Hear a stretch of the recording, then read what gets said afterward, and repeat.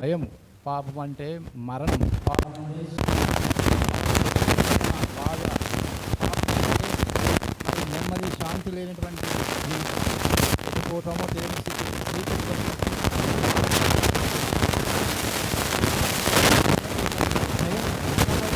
పాపం, శిక్ష, భయము. పాపం అంటే ఆజ్ఞాతిక్రమే పాపం. దేవుడు ఆజ్ఞలు ఇచ్చినాడు, ఆ ఆజ్ఞాతిక్రమే పాపం. ఆదాము మరి నిర్మించిన తర్వాత తను చేసినటువంటి పాపానికి, అనగా ఆజ్ఞ అతిక్రమించడానికి, తినకుమన్న చెట్టు ఫలం తిన కారణాన మరి ఒక పాపం అనేది సంభవించింది మానవునికి.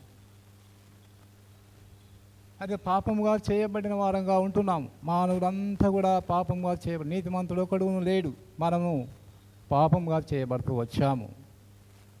అయితే పాపంలో ఉండగా మనకు దేవుడు అంటే ఎవరో తెలియదు, మరి ఎలా విడిపించుకోవాలో, మనం పాపం నుంచి ఎలా విడుదల కావాలో తెలియదు, చీకట్లో ఉన్నాం.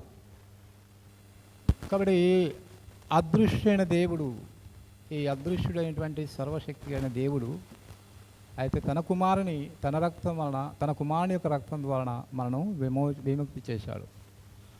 ఆయన కలవరసులో ఆయన రక్తం కార్చడం ద్వారా, ఆయన బలి కావడం ద్వారా మన పాప నుంచి విముక్తి కలిగింది. ఆయన శిలువ రక్తం ద్వారా మన పాప నుంచి విముక్తి కలిగింది.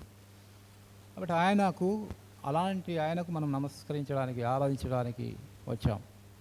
కాబట్టి ఏదైతే సృష్టికర్త ఉన్నాడో, ఆ సృష్టికర్త ఏ సత్యవంతుడు మనం రక్షించాడో, ఆయన కుమారుని ద్వారా మనం దేవుణ్ణి ఆరాధించడానికి వచ్చి ఉంటున్నాం. కాబట్టి మనం ఎలాంటి వారము? నరుని నేలమంటితో నరుని నిర్మించాడు ప్రభు, కానీ దేవునికి దూరమైన వారం. ఎందుకంటే ఆ పాపాన్ని బట్టి దేవునికి దూరమైనాం, ఆజ్ఞ అతిక్రమించిన పాపాన్ని బట్టి దేవునికి దూరమైనాం.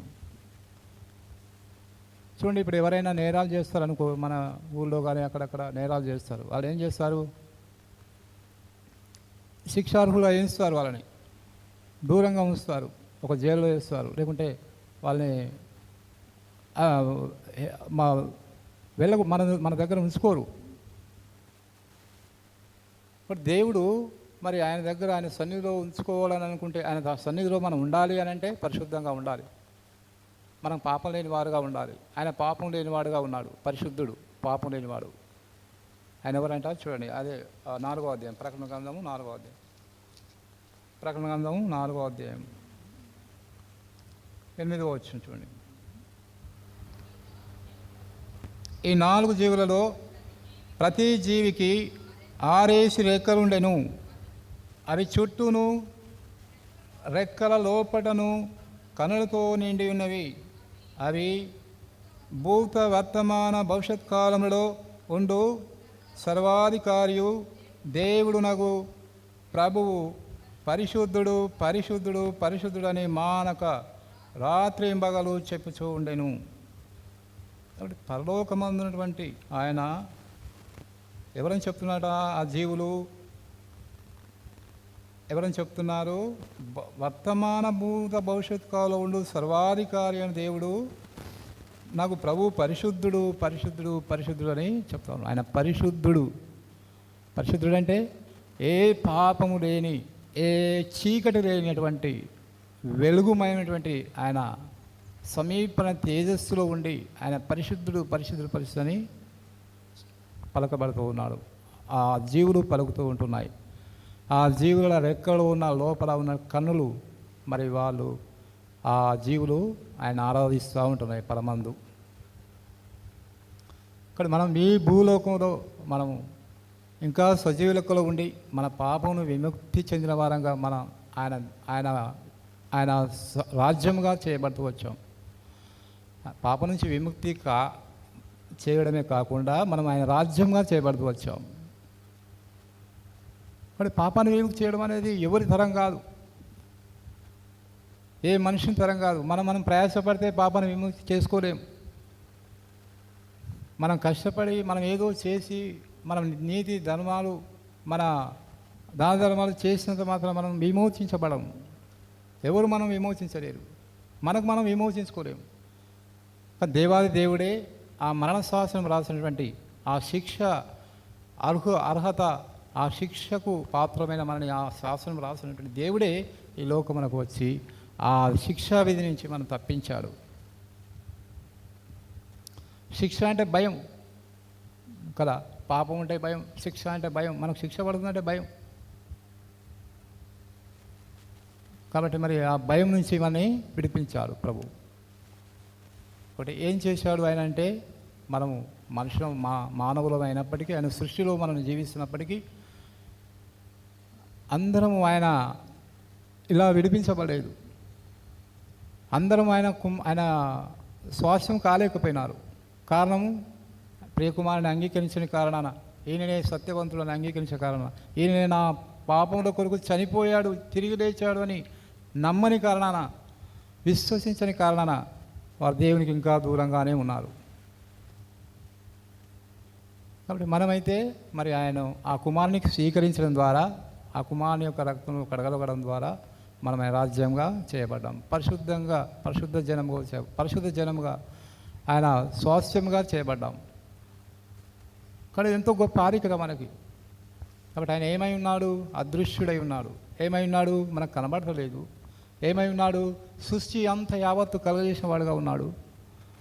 సృష్టిలో ఉన్నదంతా అంటే ఆకాశం, భూములు, అందులో ఉన్నటువంటి సమస్తాన్ని కలగజేసిన వాడుగా ఉన్నాడు. ఆయన లేకుండా ఏది కలగలేదు. ఆయన అందరికీ ముందుగా ఉన్నవాడు. ఆయన సాటి అయినటువంటి వారు అంటే ఆయన సమానమైనటువంటి వారు ఎంచడానికి ఎవరికీ లేదు అలాంటి అర్హత. తన ముందుగా ఉన్నవాడు, తనకంటే ముందుగా ఉన్నవారు ఎవరు లేరు, తనకు పైగా ఉన్నవారు ఎవరు లేరు. తను మరి ఏ విధంగా ఉన్నాడు? అదృష్టుడై ఉన్నాడు. ఆయన మరి భూత, వర్తమాన, భవిష్యత్తు కాలంలో ఉన్నవాడుగా ఉన్నాడు. ఆది, అల్ప, యోమేగైనటువంటి వాడుగా ఉన్నాడు. కాబట్టి ఆయన లేకుండా ఏది కలగలేదు.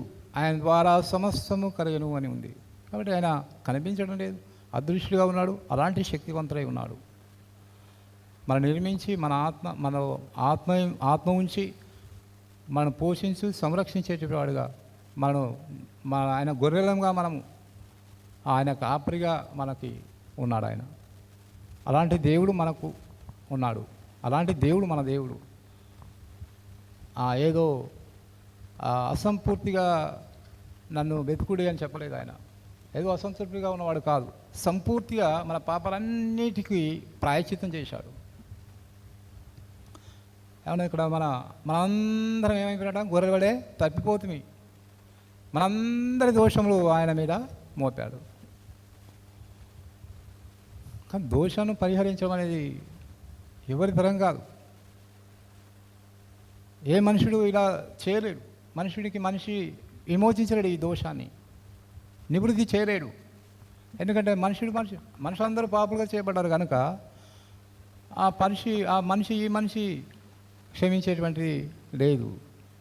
కాబట్టి నిర్దోషి, ఆ నిష్కల్మషుడు, ఆ పరిశుద్ధుడు, ఆ పాపముడిని ఆయన మరి అదృశ్యమైన దేవుడు ఆయన కుమారుని పరిశుద్ధ రక్తం చేత మనల్ని విముక్తి చేశాడు. మన మీద ఊరికే రాలేదు. ఆయన క్రయధనం చెల్లించాడు మనకు. భూలోకంలో ఆయన జన్మించి మానవ రూపమెత్తి ఆయన మరి పడరాని కష్టాలు పడి, హింస పొంది, మరి నిందించబడి, కొట్టబడి, మరి కొరడాలతో కొట్టబడి, సిలువకు వేయబడి, మౌనం వహించి మన కొరకు ఆయన చనిపోయి తిరిగి లేచాడు. అందుకారణన ధర్మశాస్త్రం ఏదైతే మన నిరూపణ చేసిందో, ధర్మశాస్త్రం నువ్వు పాపివి, నువ్వు శిక్షార్హుడు అని చెప్పిందో, ఆ శాస్త్రానికి ఉన్నటువంటి ఆ అధికారాన్ని, ఆ శాస్త్రానికి ఉన్నటువంటి ఆ యొక్క నియమాన్ని కొట్టివేయడానికి కొరకు యేసుక్రీస్తు ప్రభువారు నీ కొరకు నా కొరకు ప్రాణం పెట్టి ఆ మరణశాస్త్రాన్ని, ఆ శిక్ష అటువంటి ఆ విధిని తొలగించాడు మన నుంచి.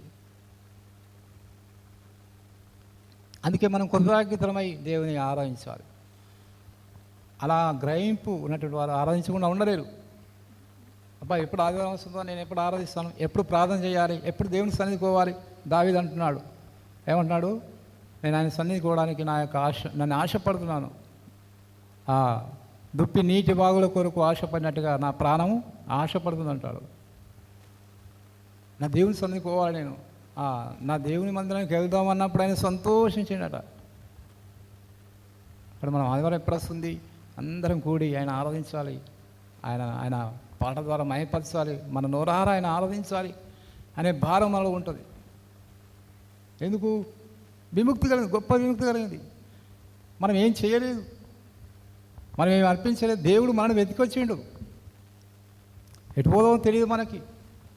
కాబట్టి ఇప్పుడు ఎక్కడికి పోతామో తెలుసు మనకి. ఎందుకు? ఆయన కుమారుని ద్వారా మనం ఎక్కడికి పోతాము, మనం ఎక్కడి నుంచి వచ్చినాము, మన స్థితిగతులు ఏంటి, మనం రాబోయే సంగతులు ఎక్కడుంటాము, ఇవన్నీ మనకు తెలియజేశాడు దేవుడు. స్పష్టంగా వాక్యం ద్వారా, దేవుని యొక్క వాక్యం ద్వారా తెలియపరచవచ్చాడు. కాబట్టి ఇప్పుడు మనకేముంది? సమాధానము. మనకేముంది? సమాధాన స్థితి, దేవునితో సమాధాన పడిన స్థితి మనకుంది. అంతకుముందు దేవునితో సమాధానం లేదు, చీకటి ఉంది, భయం ఉంది, ఎటు పోతామో తెలియదు, శిక్షార్హులము, నెమ్మది లేదు, శాంతి లేదు, సమాధానం లేదు. ఎన్ని చేసినా, మనం ఎంత మంచిగున్నా, ఎంత మంచి కష్టపడి పని చేసినా, ఏది చేసినా, ఏం సంపాదించుకున్నా నిజమైన నెమ్మది శాంతి లేదు మానవునికి. ఎందుకు లేదు? పాపాన్ని బట్టి. ఎందుకు లేదు? దేవునితో సమాధాన పడడాన్ని బట్టి నెమ్మది శాంతి లేదు. అన్నీ ఉంటాయి, తాగడానికి నీళ్ళు ఉంటాయి, తినడానికి అన్నం ఉంటుంది, కట్టుకోవడానికి బట్టలు ఉంటాయి, చేసుకోవడానికి పని ఉంది, మంచి ఆరోగ్యం ఉంది, పర్వాలేదు. కానీ దేవునితో సమాధానం లేదు. దేవునితో మనకు దేవునికి ఆయనకు మనకు సంబంధం లేనప్పుడు ఎన్ని ఉన్నా నిజమైన శాంతి, నిజమైన నెమ్మది లేదు. కాబట్టి నిజమైన నా శాంతి, నిజమైన నెమ్మది, నిజమైన నిరీక్షణ, నిజమైనటువంటి ఆనందం, సంతోషం, ఒక అర్థవంతమైనటువంటి మనకు జీవితాన్ని ఆయన మనిపాడు. మనని ఒక అర్థం లేని జీవితంలో మనం తెలియని పరిస్థితుల్లో చీకట్లో ఉండగా ఆ చీకట్లో నుంచి వెలుగులోకి మనం ప్రవేశపెట్టాడు. ఆశ్చర్యకరమైన వెలుగులోకి మనం ప్రవేశపెట్టాడు. అక్కడ ఎంత గొప్ప భాగ్యం మనకి ఇచ్చాడు దేవుడు. చూడండి, ఎంత గొప్ప ధన్యత. ఎవరు ఈ లోకంలో ధన్యులు? ఈ లోకంలో ఎవరు ధన్యులు? తన అతిక్రమణకు పరిహరించిన వాడే, తన పాపం నుంచి ప్రాయశ్చిత్తం వాడే ధన్యుడు. ఎవరైతే ప్రభు యేసు రక్తంలో కడగబడి పాపాలు క్షమించబడి దేవుని సంఘంలో చేర్చబడ్డారో వారు ధన్యులు. ఎవరైతే వాక్యం గ్రహించారో, ఎవరైతే వాక్యాన్ని చేర్చుకున్నారో, ఎవరైతే వారి వస్త్రాలు కరుక్కున్నారో, ఎవరైతే పాపాన్ని కడిగేసుకున్నారో వారు ధన్యులు. నీకు ఆస్తి ఉందా, అందం ఉందా, సొంతం ఉందా, అవి లేదు. నువ్వు ఈ రోజులో నువ్వు ఉండి మరణపడుకలో ఉన్నావా, అనారోగ్యంగా ఉన్నావా, ఆశపాసు ఉన్నాయా, లేవా, అవి కాదు. ఎట్లా ధన్యం అంటే ఆయనతో సమాధాన పడ్డప్పుడు, ఆయన ద్వారా మన పాపాలని తుడిచివేసుకున్నప్పుడు, ఆయన చేత నిర్దోషమని ఎంచబడినప్పుడు, ఆయన మనలో ఉన్నటువంటి పాపం అంతా పోయింది అని మనం అనుకున్నప్పుడు, మన తీర్మానంలో ఆ సాక్ష్యం, మనస్సాక్ష్యం మనకు ఇచ్చినప్పుడు మనం ధన్యులు. ఇప్పుడు ఆ ధన్యత మనకు దేవుడు ఇచ్చాడు.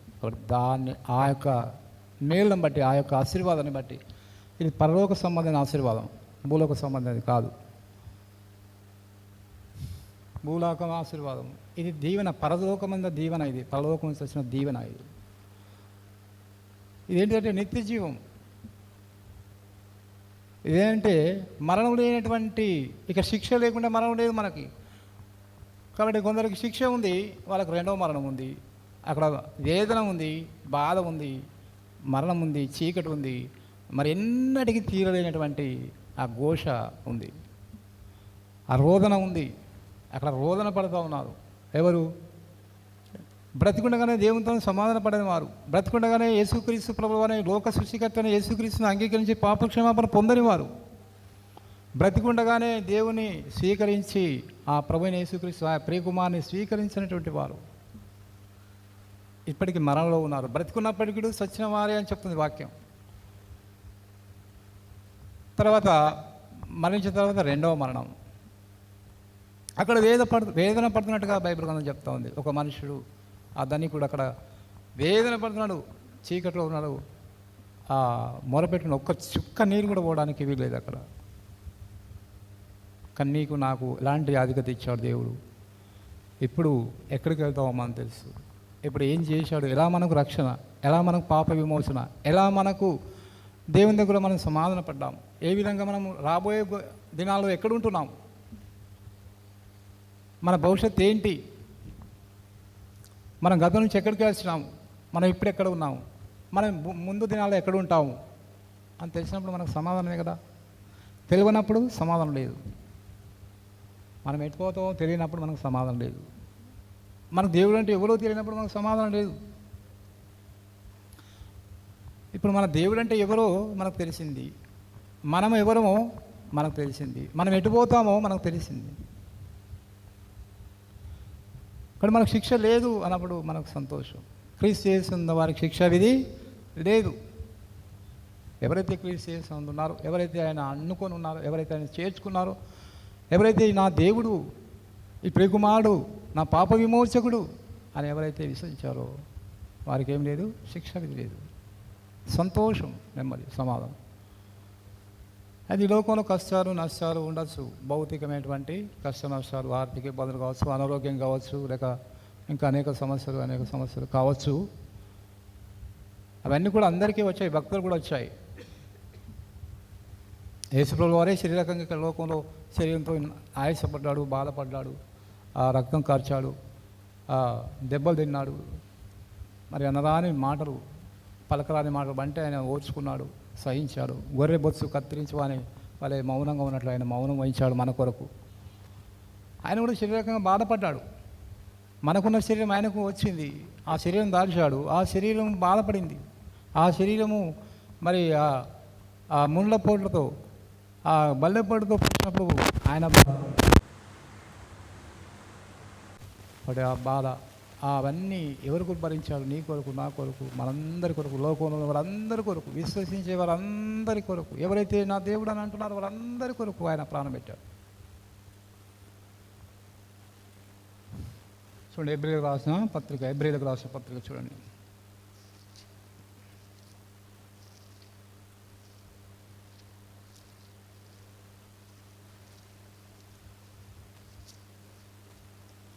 హెబ్రీయులకు రాసిన పత్రిక 7వ వచనం, 7వ అధ్యాయము 23వ వచనం చూడండి. హెబ్రీయులకు రాసిన పత్రిక 7వ అధ్యాయము 23వ వచనం. మరియు ఆ యాజకులు మరణం పొందుట చేత ఎల్లప్పుడూను ఉండ అసాధ్యము కానందున అనేకులైరి గాని ఈయన నిరంతరము ఉన్నవాడు గనుక మార్పు లేని యాజకత్వము కలిగిన వాడాయను.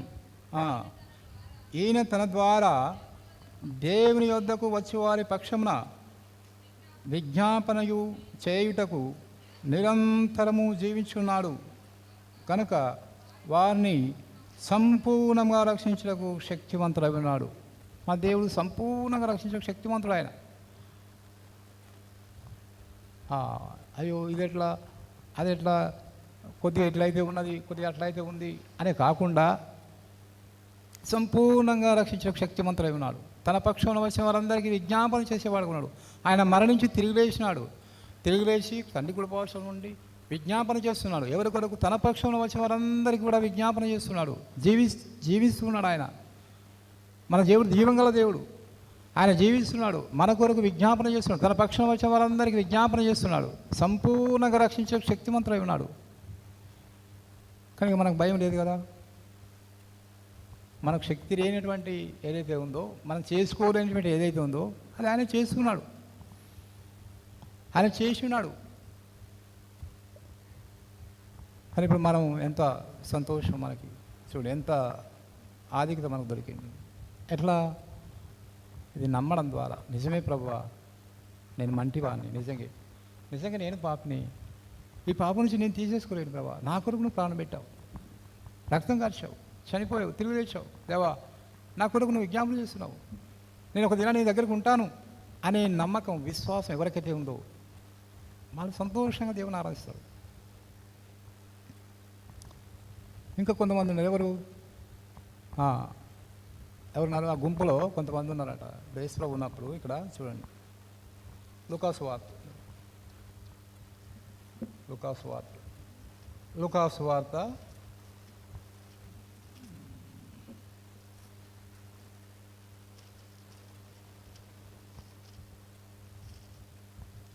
7వ అధ్యాయం.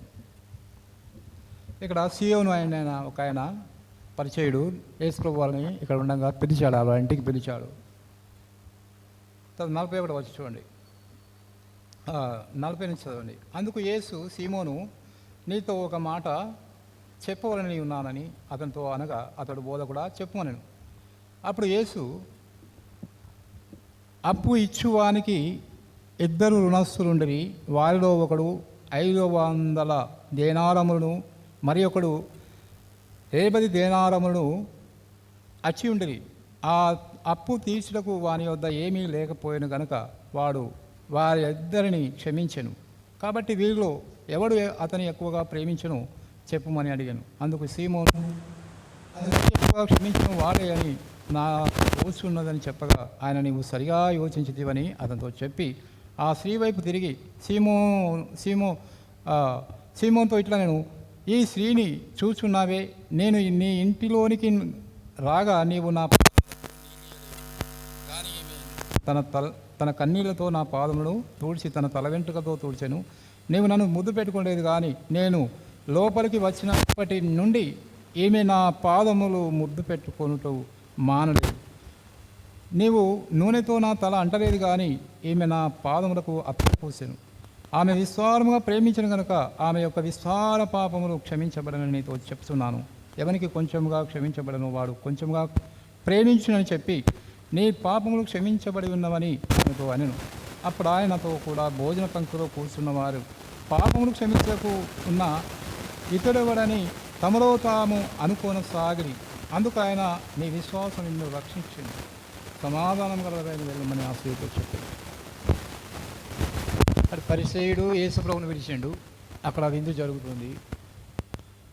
అయితే ఇంకొక ఆమె పాపాత్మైన స్త్రీ అక్కడికి వచ్చింది. యేసుప్రభు మాట విని ఆమె ఆరాధిస్తుంది. ఆయన ఎంతో కాలం ఆయన మయపరుస్తూ ఉంది.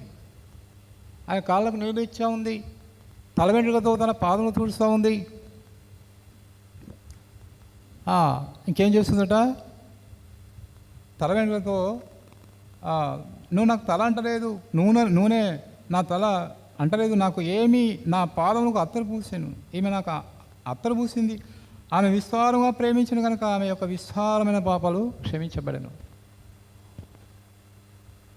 ఎవరైతే నమ్ముతున్నారో, ఎవరైతే నా దేవుడు నా రక్షకుడు, ఈయనే నా దేవుడు అని నమ్మింది ఆమె, ఈయనే నా విమోచకుడు, ఈయనే రక్షకుడు, ఈయన, అందుకే ఆయన వేరొక ఆమె పాపాత్మైన స్త్రీ అక్కడికి వచ్చి ఆయన అట్లా ఆరాధిస్తూ ఉంది, ఆయన ఆతిథ్యం ఇస్తుంది.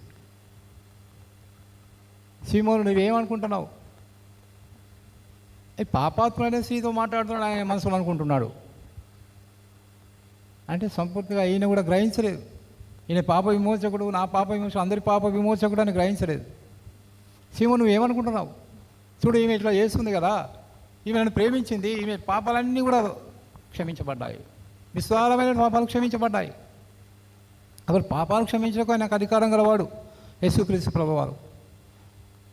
పాపాలన్నీ క్షమించాడు. తర్వాత అక్కడ ఏమంటున్నారు కొంతమంది అక్కడ ఉన్నటువంటి వారు, పాపాలు క్షమించక ఈయన ఎవరు అని అంటున్నారు. అంటే వాళ్ళకు కూడా తెలియదు. అంటే సమాజంలో ఉన్నప్పటికీ సీమోను ఒక పరిచయుడు అయినప్పటికీ కూడా ఆయన గ్రహించలేకపోయినాడు.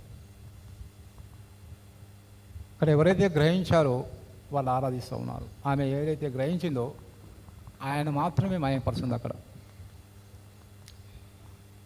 కాబట్టి మరి మనం గ్రహించినప్పుడు మనం ఆరాధించకుండా ఉండలేం. మనం పొద్దున లేస్తే దేవుని ఆరాధించకుండా ఉండలేం. ప్రతిరోజు స్తుతించాలి ఆయన. మీరు స్తుతించుడి అని చెప్తా ఉన్నాడు. ఈరోజు సమాజంగా కూడా మనం ఆరాధించడానికి సమకూర్చి వచ్చాం. కాబట్టి ఆయన ఆత్మతో సత్యంతో ఆరాధించేవారు అట్టివారు కావాలన్నారు. నా ప్రాణమా యెహోవాను, దావీదు అంటున్నాడు, నా ప్రాణమా యెహోవాను సన్నిధించమని చేసిన ఉపకారంలో దేన్ని మరవకము. ఆయన ఆరాధిస్తూ ఉన్నాడు. తన శరీరానికి ఆయన చెప్పుకుంటాడు, తన మనసుతో చెప్పుకుంటున్నాడు, నా ప్రాణమా నువ్వు ఆయన సన్నిధించు, ఆయన చేసిన ఉపకారంలో దేన్ని మరవకము. ఆయన సంకటంలో కుదుర్చేవాడు, నేను సమాధి నుంచి లేపినాడు అని. మనం పరలోకంలో కూర్చొని పెట్టామని రాయబడుతూ వచ్చింది. చూడండి, ఎఫెసీయులకు రాసిన పత్రికలో చూడండి, ఎఫెసీయులకు రాసిన పత్రిక 2వ అధ్యాయం 2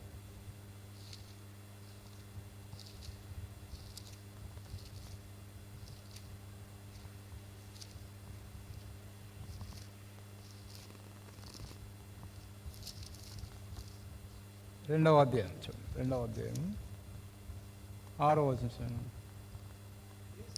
క్రీస్తు యేసునందు ఆయన మనకు చేసిన ఉపకారం ద్వారా అత్యధికమైన కృపామహాదైశ్వర్యమును రాబోవు యుగములలో కనుపరచు నిమిత్తము క్రీస్తు యేసునందు మనలను ఆయనతో కూడా లేపి పరలోకమందు ఆయనతో కూడా కూర్చునబెట్టెను. బా ఎంత ఆలోచనండి చూడండి. ఆయనతో లేపి పరలోకంలో కూర్చునబెట్టాడు. మరి ఆయన రాజ్యముగా చేశాడు మనని. ఆయన రక్తంలో కడిగేయడమే కాకుండా మన దోషములన్నీ ఆయన మీద మోపబడ్డాయి. తర్వాత మన పాపాలు క్షమించబడ్డాయి. తన రాజ్యముగా చేశాడు, ఒక యాజకులుగా చేశాడు, పరలోకమందు కూర్చునబెట్టాడు. తన విజ్ఞాపన చేస్తున్నాడు మన కొరకు. దేవాది దేవుడే మరి ఆయన ప్రాణం పెట్టి తిరిగి లేచి తండ్రి కూడా పాల్చుకుని విజ్ఞాపన చేస్తున్నాడు. తన పక్షం వచ్చిన వాళ్ళందరికీ విజ్ఞాపన చేస్తున్నాడు. చూడండి ఎంత గొప్ప ఆలుగా మనకి ఇచ్చాడు. దేవుడు ఎంత ప్రేమించాడు అని, ఎంత ప్రేమిస్తే ఇట్లా చేస్తాడు. చూడు, ఎవరైనా మనం ప్రేమిస్తే ఏం చేస్తాం? వాళ్ళకి ఇచ్చేస్తాం. మనకు ఎవరైనా మనం ప్రేమిస్తున్నామంటే వారికి ఏం చేస్తాం? మన దగ్గరనే వాళ్ళకి ఇచ్చేస్తాం. కాబట్టి ఆయన మరి ప్రాణమే ఇచ్చేసాడండి బాబు. ప్రాణం ఇవ్వడానికి ఎంత మాత్రం వెనుకని వేరేది. ప్రాణం ఇవ్వడానికి ఇష్టపడ్డాడు, ప్రాణాలు అర్పించాడు. నీ కొరకు నా కొరకు ప్రాణం అర్పించాడు. ఆయన దోషములన్నీ తన మీద మోపినాడు ప్రభు. మన దోషములన్నీ ఆయన మీద మోపబడ్డాయి. మన అతిక్రమలన్నీ తుడిచిపెట్టబడ్డాయి. ఇక పాపని మేము జ్ఞాపకం చేసుకోను అన్నాడు. ఇశ్రాయేలు వినుము, నీ పాప నీకు ఎన్నడూ జ్ఞాపకం చేసుకోను అన్నాడు. వాడు అయ్యో పాపం ఎట్లా పోతుంది, ఈయన క్షమించేవారు ఈయనవరు, నా పాపలు ఎట్లా పోతాయి అని అనుమానం పడ్డవారు అక్కడ ఆగిపోతున్నారు. కానీ దేవుడి మాట చెప్పాడు. ఎవరు చెప్పారు? దేవుడి శాసనం రాశాడు, నేను నమ్ముతున్నాను అన్నవారికి తుడిచివేయబడుతున్నాయి. కాబట్టి నువ్వు నేను ఎంత ధన్యులమైనాము, నమ్మినటువంటి మనం ఎంత ధన్యులమైనాము. కాబట్టి ఆయనను స్తుతించి ప్రభుని ఆరాధించాలి. ఆయన అందరికీ పైగా ఉన్నవాడు, ఆయన రాజు, ఆయన ఆరాధనకు యోగ్యుడు అని రాయబడుతూ వచ్చింది. ఆయన స్తుతుల మీద ఆశనే ఉన్నాడు. స్తుతియాగం అర్పించేవాడు, ఆయన మాయపరచేవాడు. మనం అన్ని విషయంలో ఆయన గణపరచ, ఏది చేసినా మనం ఆయన మాయపరచాలని ఉంది. మనం ఈ లోకంలో ఎందుకున్నామంటే ఆయన మహిమ కొరకు. మన ఈ సృష్టి ఎందుకు చేశాడంటే ఆయన మహిమ కొరకు. ఈ సృష్టి ఇంకా ఇలా ఉంది అని అంటే, ఈ భూలోకంలో ఇంకా కాల్చబడకుండా, ఇంకా ఉగ్రతకు రాకుండా ఇంకా ఇట్లా ఉంది అంటే ఆయన కృప ద్వారా ఇంకా మనం ఉంటున్నామంటే ఆయన మహిమ కొరకు. ఇంకా దేవుడు ఆయన మహిమ కొరకు మనం ఇంకా ఉన్నాం ఈ లోకంలో. ఈ భూలోకంలో ఆయన సంఘముగా చేయబడి, ఆయన బిడ్డగా చేయబడి, ఆయన రక్తంలో కడగబడిన వారంగా మనం ఉన్నాం. ఆయన రాజ్యంగా చేయబడుతూ వచ్చాం. పరలోకం మనకు స్థానం ఉంది. పరలోకంలో మనకు ఉండే స్థానం ఉంది. అక్కడ నెమ్మది ఉంటున్నాం. అక్కడ కూడా నెమ్మది, సంతోషం, సమాధానం అక్కడ ఉంది. అక్కడ అటువంటి ఆధిక్యతలకు మనం వచ్చాం. అటువంటి స్థానాన్ని మనం దేవుడు మనకు ప్రపోజ్ చేశాడు. చూడు ఎంత స్థానం మనకి ఇచ్చాడు దేవుడు. కాబట్టి ఇలాంటి దానికి అనేకులు లేదు.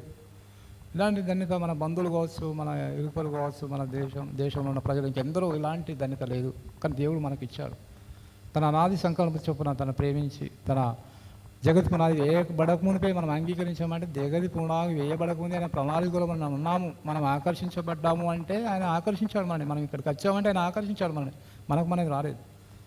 ఆయన మనం ఆకర్షిస్తేనే, ఎవరైనా ఆయన నా తండ్రి ఆకరిస్తేనే ఆయన వస్తాడు అంటున్నాడు. వాళ్ళు వస్తారు, ఎవరైనా సరే నా తండ్రి ఆకరిస్తేనే వాళ్ళ నా దగ్గరికి వస్తారు.